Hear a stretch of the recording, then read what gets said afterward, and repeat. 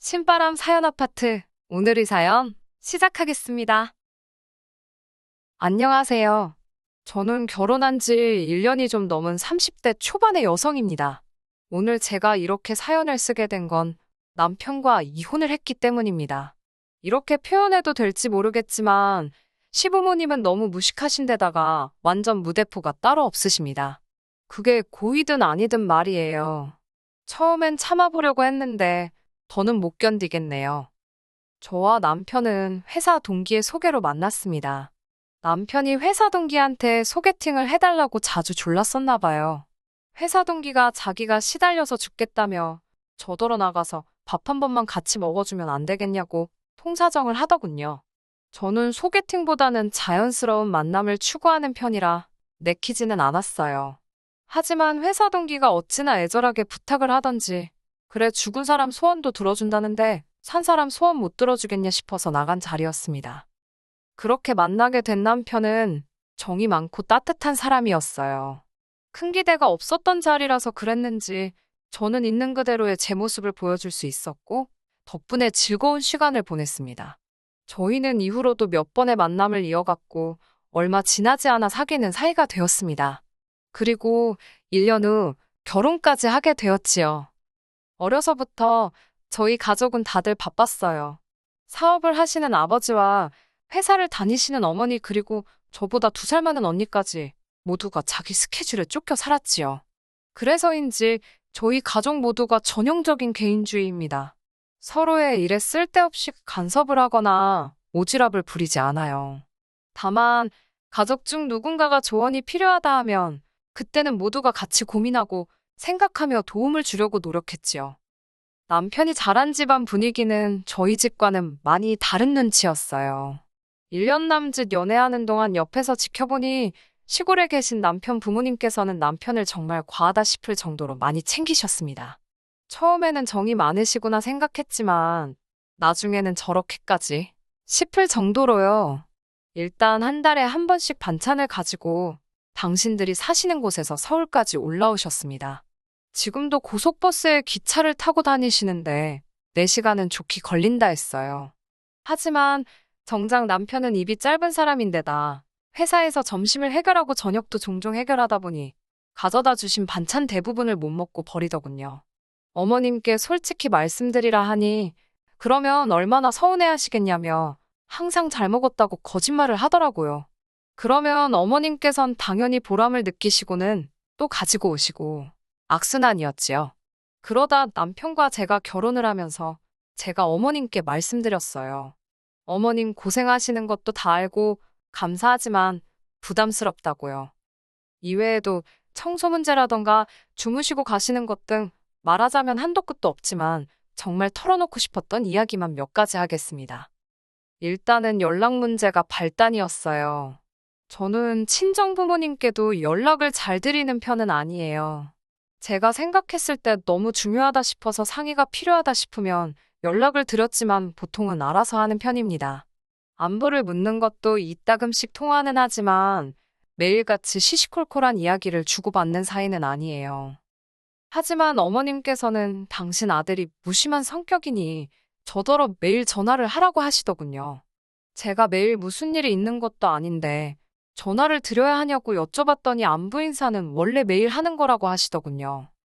그래서 제가 그러면 남편에게 매일 전화드리라고 제가 이야기하겠다 했지요. 솔직히 어머님 입장에서도 며느리인 저보단 아들 목소리 한번 더 듣는 게 좋지 않을까 싶었거든요. 어머님의 반응은 뜻밖이었습니다. 바깥일하는 당신 아들이 어떻게 매일 전화를 하냐고요. 어머님께 저희는 맞벌이고 바쁜 건 제가 더 바쁘다고 했더니 뜬금없이 어른이 말하는데 따박따박 말대꾸나 한다면서 화를 내셨습니다. 그냥 내내 하면 될 일이라면서요. 제 성격이 지키지 못할 약속을 하는 걸 싫어해요. 소위 공수표 날린다고 하지요? 제가 가장 싫어하는 것 중 하나예요. 어머님께도 못 지킬 약속 드리고 싶지 않다 하니 됐다며 무조건 전화하라 하셨습니다. 남편에게 어머님께 연락 좀 자주 드리라고 중간에서 내가 난처하다 하니 그냥 30초만 해도 되니까 저더러 해달랍니다. 어머님과 통화할 때 제가 시간을 잴 수 있는 것도 아니고 결국 안 했어요. 저는 마케팅 회사에 다닙니다. 그렇다 보니 프로젝트가 자주 있고 야근도 많고 때로는 주말에도 출근을 해야 할 정도입니다. 너무 바쁜 생활이고 제가 일욕심이 많기도 해요. 그래서 임신은 제가 회사에서 어느 정도 자리를 잡으면 하는 걸로 이야기가 끝난 상황이었습니다. 아, 이 이야기는 남편이 저에게 청혼했을 때 이미 얘기가 된 부분입니다. 만약 남편이 결혼하자마자 아이를 갖고 싶어 했다거나 일에 대한 제 열정과 의지를 이해해주지 못했다면 결혼하지 않았을 거예요. 그런데 문제는 식을 올리고 한 달이나 지났을까 싶은 때였어요. 어머님, 아버님이 신혼여행지에서 뭐 좋은 소식 없었냐고 물어보시는 거예요. 처음에는 무슨 말씀인가 제대로 알아듣지도 못했습니다. 그러자 어머님께서 답답하셨는지 신혼여행 가서는 애는 안 만들었냐고 그러시는 거예요. 그런 질문을 받을 거라곤 예상치 못했기에 좀 놀랐습니다. 남편이 그제서야 어머님 아버님께 저희의 아이 계획을 말씀드리더군요. 어머님 아버님께서는 노발대발 난리가 나셨습니다. 여자가 늙으면 애가 멍청하게 태어난다고도 아시고 뱃속에서 잘못될 수도 있다더라. 나름대로 저희에게 겁을 주려 하신 거라고 생각합니다. 하지만 악담이나 다름없던 그 말씀에 마음이 많이 아팠던 것도 사실이에요. 그리고 며칠 뒤 어머님께선 이걸 먹으면 임신이 한 방에 된다더라며 신혼집에 개소주를 들고 오셨습니다. 사실 제가 결혼식을 올리기 얼마 전 키우던 강아지가 별이 되었습니다. 그 슬픔이 다 가시지 않은 상태였고요. 물론 남편만 이 사실을 알고 있었지 시부모님은 모르셨을 거예요.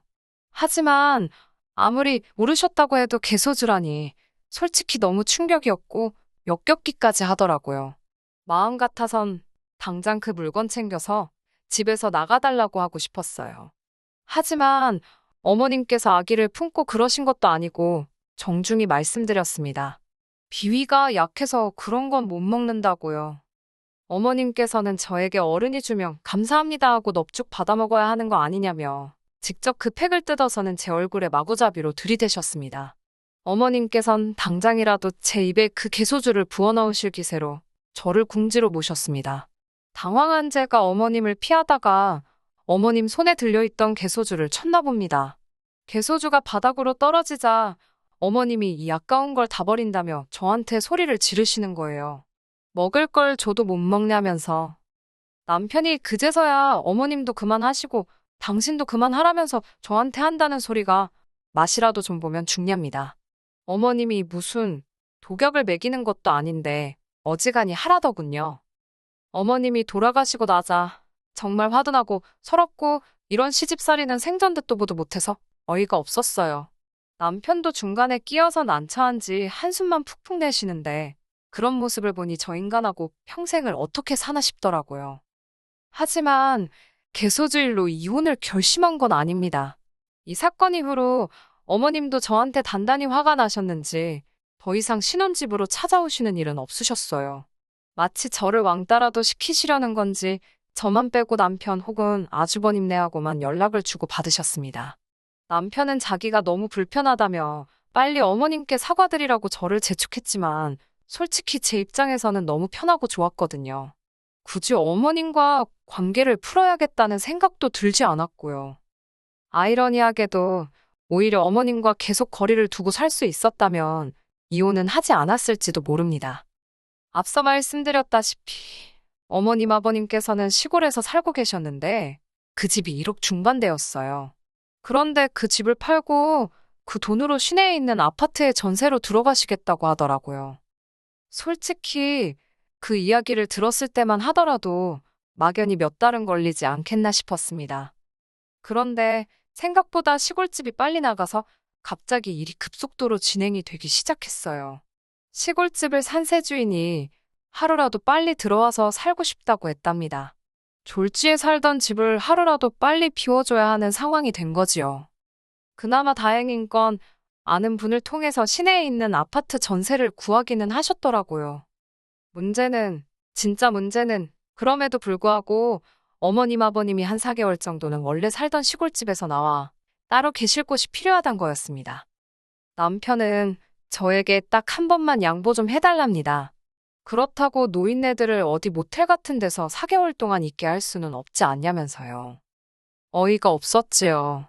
아주버님에는 시댁에서 1시간 거리밖에 안 되고 저희 집은 4시간이 넘는 거리인데 아무래도 원래 사시던 동네 근처에 계시는 게 어머님 아버님한테 더 편하지 않을까 싶었거든요. 게다가 그 집엔 손자도 둘이나 있었고요. 그런데 어머님은 그 집에 가면 사내놈들이 뛰어다녀서 정신이 하나도 없다며 싫다고 하셨답니다. 무조건 저희 집에 계시겠다고요. 환장할 노릇이었지요.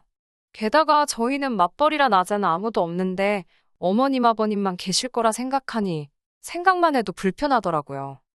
저는 남편에게 절대로 혼자 독박은 못 쓴다고 선을 그었습니다. 그러자 아주버님 쪽에서 그러면 저희 집에 먼저 2달, 당신 집에 2달 모시자고 하더군요. 그것도 솔직히 내키지는 않았지만 알겠다고 했습니다. 이혼한 마당에 좋지도 않은 기억 곱씹어 모아나 싶지만 그래도 돌이켜 생각해볼수록 정말 최악이었어요. 서재 겸 작업실로 쓰던 방을 내드렸는데 아버님께서 그 방에서 담배를 피우시는 게 아니겠어요? 아파트라서 그리고 전세라서 담배는 절대 안 된다고 누누이 말씀을 드렸는데도 몰래 몰래 피우시는 거예요. 아무리 제가 대낮에 없어도 그 냄새가 어디 가나요? 집에 들어오는 순간부터 인상을 펼 수가 없는 거예요. 게다가 2분 다 식탐이 얼마나 많으신지 일하는 저에게 닭도리탕을 해달라, 칼국수를 해봐라 별의별 주문을 다 하시더군요. 뿐만 아니라 어머님은 자꾸 제 살림살이 위치를 바꿔놓으시고 주말에 모처럼 늦잠이라도 자려고 하면 멀리서 시부모가 왔는데 어디 구경도 안 데리고 간다며 서운 타하시고 죽겠더라고요. 그 와중에 틈만 나면 또 저희한테 애는 또 언제 만들 거냐고. 그래도 시간은 흘러서 어느덧 2달이 다 되었습니다. 아주버님께 모시고 가시라고 연락을 드렸지요. 그랬더니 나이 먹은 노인네들 이제 간신히 적응했을 텐데 뭘 또 움직이라고 하냐입니다. 어차피 2달만 더 있으면 당신들이 이사 가기로 한 집으로 가실 건데 그전까지는 그냥 저희 집에 있게 하라는 거예요. 제가 말도 안 된다고 그렇게는 안 된다니까 안 될 게 뭐가 있냐입니다. 아주버님이 이미 벌써 어머님 아버님과 통화도 다 해보셨는데 서울살이가 그렇게 편하고 좋다고 하시더래요. 저희 집도 널찍하니 한가하고 좋다고요. 도저히 아주버님네와는 말이 통하지 않는 것 같아서 어머님 아버님과 단판을 지어야겠다 싶더군요. 남편이요? 당연히 아주버님 편이더라고요. 벌써 저 빼고들 다 이야기가 되었던 모양입니다. 그것도 모르고 그때 저는 어머님 아버님께 이제 짐 챙기시라고 아주버님네 모셔다 드리겠다 했어요. 그러자 갑자기 당신들이 생각해 보셨는데 그냥 저희 집에서 저희랑 같이 사시겠답니다. 황당하고 어처구니 없는 어머님의 말씀에 결국 제가 딱 잘라 말씀드렸습니다. 그나마 2달 같이 살 수 있었던 건 어머님이 2달 후에 가실 걸 알았기 때문이라고요. 그러자 생활비를 주시겠답니다. 한 달에 50만 원씩 주면 충분하지 않냐고요. 저는 돈도 뭐도 다 싫다고 절대로 더 계시는 건 안 된다고 했지요. 그러자 어머님 아버님도 슬슬 역정을 내시면서 당신들이 뭘 그렇게 불편하게 했냐입니다. 오히려 제 눈치를 더 보셨답니다. 여기서 지면 진짜 모시고 살겠구나 싶어서 저도 그동안 마음속에 있던 말을 꺼냈습니다. 결혼하실 때 돈도 하나도 안 보태주셔놓고 이제 와서 너무하시는 거 아니냐고요. 결국 남편이 아주버님께 전화를 걸었고 아주버님이 어머님 아버님을 모시러 오셨습니다. 당연히 어머님 아버님은 제가 당신들 내쫓았다고 난리가 났지요. 부모 버리는 자식도 자식이냐며 어머님께서는 당신이 당신 아들, 그러니까 제 남편 키울 때 얼마나 공을 들였는지 아냐며 소리를 지르시더군요. 그러면서 저더러 저렇게 잘 키운 아들하고 결혼하게 허락해 주셔서 감사하다고 100번이고 1000번이고 절은 못할 망정 이게 사람이 할 짓이냐며 처음부터 제가 독종 같아서 싫으셨다네요. 무슨 욕을 하시건 솔직히 귀에 들어오지도 않았습니다. 어머님 아버님께서 저희 집에서 나가시는 것만으로도 한짐 덜었다 싶어서 마음이 놓였으니까요. 그런데 이튿날 아주버님께서 연락을 해오셨습니다. 형님이 집을 나가셨답니다. 절대로 시부모님하고는 같이 못 산다면서 친정으로 애들 데리고 가버리셨대요. 그러면서 당신 혼자서 어떻게 어머님 아버님을 모시냐고 저희더러 다시 모시고 가랍니다. 아니, 본인 부모님인데 왜 못 모시냐고 물었더니 자긴 아들이지 않냐고 그러시는 거예요. 근래 들었던 말 중 가장 멍청한 소리였어요. 제가 그게 무슨 소리시냐고 장가가기 전까지 같이 사시지 않았냐니까 뜬금없이 저 때문에 당신 가정이 다 박살이 났답니다. 저 하나 때문에 온 집안이 쑥대밭이 되고 있는 거라네요. 아주버님은 계속해서 저 때문에 이혼당하게 생겼다며 지금 당장 와서는 어머님 아버님을 모시고 가라 했습니다. 목소리에 화가 가득하더라고요. 남편은 그 소리를 듣더니 저만 좀 양보했으면 모두 다 편했을 거라며 왜 번번이 그냥 넘어가도 되는 일을 이렇게 크게 만드냐입니다. 그러면서 진짜 아주버님네 이혼하면 자기는 이제 부모님이랑 조카들을 어떻게 보냐고 악을 쓰더군요. 온 가족이 이렇게 다 제 탓을 하는데 제가 뭐 한다고 이 집 구석에 붙어 있나 싶더라고요. 그래서 남편에게 그럼 당신도 짐 싸서 나가라고 했습니다. 이 집 전세로 들어올 때 솔직히 남편은 거의 보탠 게 없어요. 혼수라고 재성에도 안 차는 싸구려 가전제품 몇 개에 경차 하나 사온 게 다거든요. 그나마 차도 저는 원래 타던 차가 있어서 본인이 사온 차는 거의 본인 혼자 타고 다녔고요. 당신 짐 챙겨서 이 집에서 나가라고, 그리고 이혼하자고 했습니다. 아주버님도 이혼당하고 당신도 이혼당하면 두 형제가 알콩달콩 시부모님 모시고 살면 되겠다고요. 남편은 그러자 자기도 지금 미치겠다며 벽에 머리를 쿵쿵 박으며 아주 생쇼를 해댔습니다. 그것도 결혼 초에는 하지 말라고 말렸지만 그땐 지가 지 머리 찢는데 어련히 요령껏 하고 있겠지 싶어서 마음대로 하라고 냅뒀네요. 그리고 결국 저는 이혼했습니다.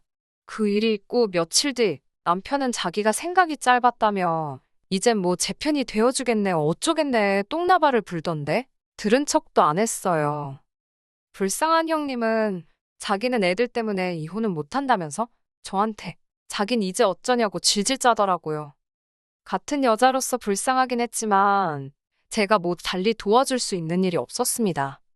남편이 사온 몇 안 되는 싸구려 가전제품은 아파트 1층에 다 끄집어내놓고 남편에게 문자 한 통 남긴 뒤 어디로 간다 말하지 않고 이사했습니다. 건너 들은 바로는 시부모님이 시골집 팔고 받으신 돈으로 서울 외곽 쪽에 반지 하방을 구하셨답니다. 남편도 지금 그 집에 들어가 있고요. 이제 문제아인 제가 없으니 그 집은 참 평화롭고 행복하겠지요. 저도 지금 너무너무 행복합니다. 끝까지 들어주셔서 감사합니다. 오늘의 사연은 여기까지입니다. 구독과 좋아요, 알람 설정 부탁드리고 더 좋은 사연으로 다시 찾아뵙겠습니다. 감사합니다.